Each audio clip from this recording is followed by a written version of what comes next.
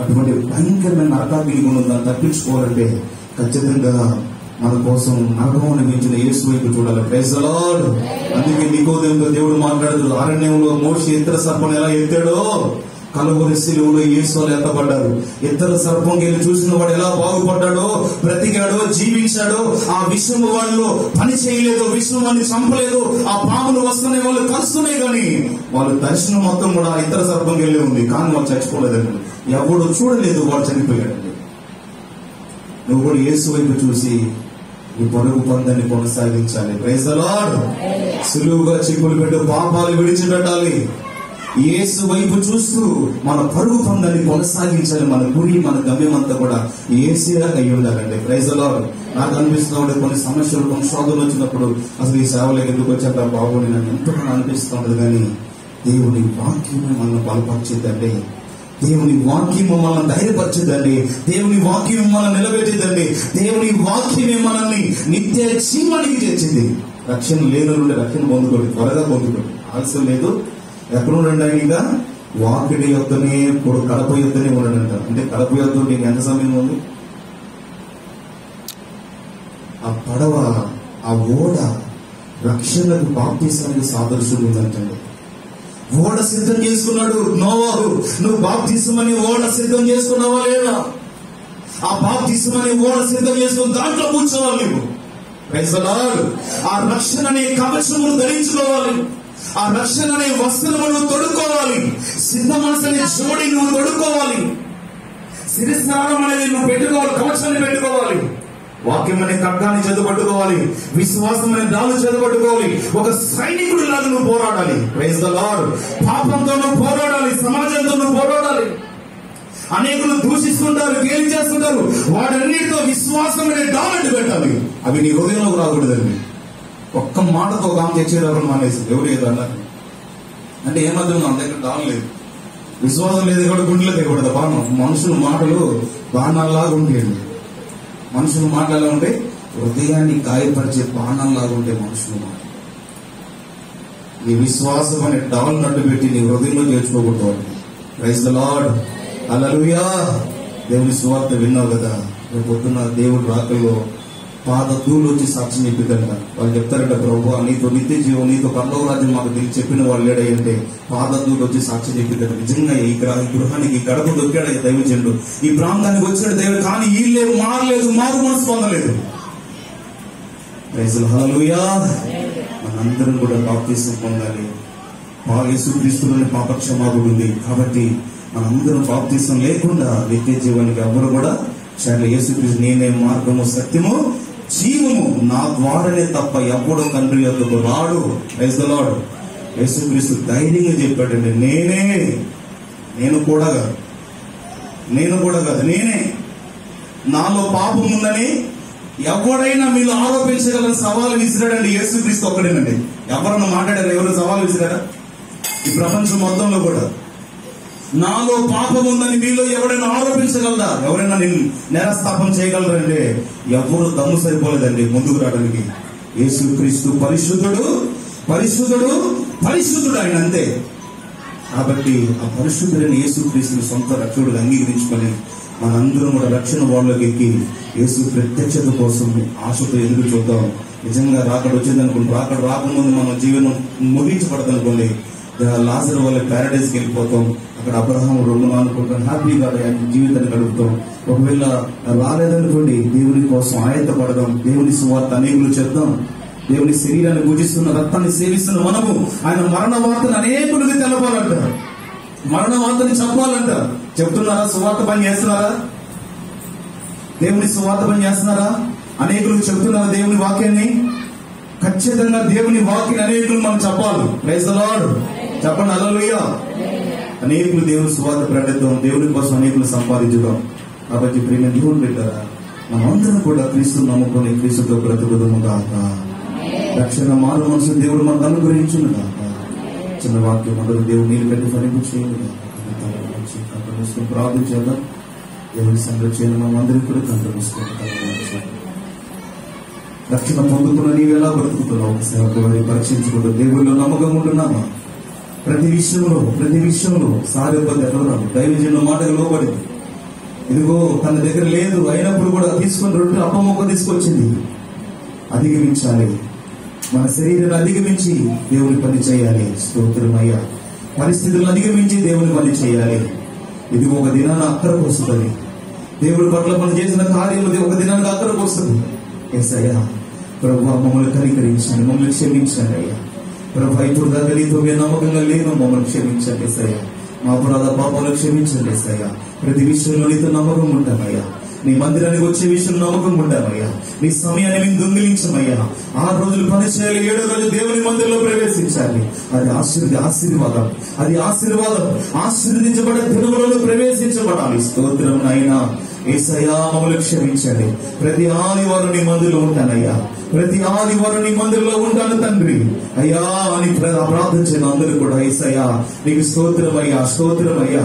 ఇదిగో ఉగ్ర దిన ఆస్తి అక్కడ రాదని దేవుని లేఖనం సెలవిస్తుంది.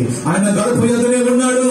ప్రియమైన దేవుని బిడ్డలారా, మన హృదయం ఇంకా వెలిగించబడట్లేదంటే, ఇదిగో మన హృదయం ఇంకా కూడా ఇదిగో రక్షణ మార్గంలో నడిపించబడలేదంటే మనం అందరం కూడా ఇదిగో యుగ సంబంధమైన దేవత గుడితనం కలుగు చేసేది. ఇదిగో దేవుని సువార్త నమ్ము, విశ్వసించు. ఆ గుడితనం తొలగిపోతే, ఆ ముసుగు తీసివేయబడింది. దేవుని వాక్యాన్ని ప్రత్యక్షంగా దేవుని చూడగలవు. హల్లెలూయా, స్తోత్రము నాయనా. ఇదిగో నోవాహు నమ్మాడు, విశ్వసించాడు అయ్యా. మేము నమ్మాలయ్యా. మా హృదయాన్ని కఠిన హృదయాన్ని తీసివేయ్యా. యేసయ్యా మా కఠినమైన హృదయానికి మాంసముగా చేయ్యా. ఇది ఘోరమైన వ్యాధి గలదన్నావు కదయ్యా. ప్రభు మమ్మల్ని క్షమించునైనా. ఘోర వ్యసనాల్లో ఉన్నామయ్యా, ఘోర పాపాల్లో ఉన్నామయ్యా. మమ్మల్ని కనికరించునైనా యేసయ్యా. మమ్మల్ని క్షమించి అడుగు ప్రార్థన చేయాలి. అందరూ మొరపెట్టాలి దేవుని సన్నిధిలో. హల్లెలూయా, స్తోత్రమునైనా, స్తోత్రమునైనా. యేసయ్యా నేను నా కుటుంబం అన్నావు కదయ్యా. యెహోషువను నేను నా కుటుంబం యెహోవాని సేవిస్తాం అయ్యా. అయ్యా కుటుంబంలో మేము ఒక్కరు రక్షించబడ్డామయ్యా. కుటుంబం అంతా రక్షణ దయచేయ్యా. అయ్యా వారు వినాలయ్యా, వారు లోపడాలయ్యా. నీ వాక్యానికి వ్యతిరేకంగా వాళ్ళు ఉండకూడదయ్యా. అయ్యా వారు నిత్య జీవానికి రావాలేసయ్యా. మొరపెట్టమ్మా. ప్రార్థించే సహోదరుడా, ప్రార్థించే నీ కుటుంబం కోసం. యేసయ్యా నన్ను కనికరించున్నాయినా. అయ్యో పాతాళంలో ఏడుస్తున్నాడు ధనవంతుడయ్యా. నాకు 5 సహోదరులు ఉన్నారు భూలోకంలో. వారి నరకానికి రాకూడదయ్యా. అదిగో లాజరును పంపించయ్యా అంటున్నాడు. సహోదరుడా ప్రార్థించి, నరకంలో ప్రార్థన చేసిన ప్రయోజనం ఉండదు, నరకంలో ఏడ్చిన ప్రయోజనం ఉండదు, నరకంలో మారు మనసు పొందిన ప్రయోజనం ఉండదమ్మా.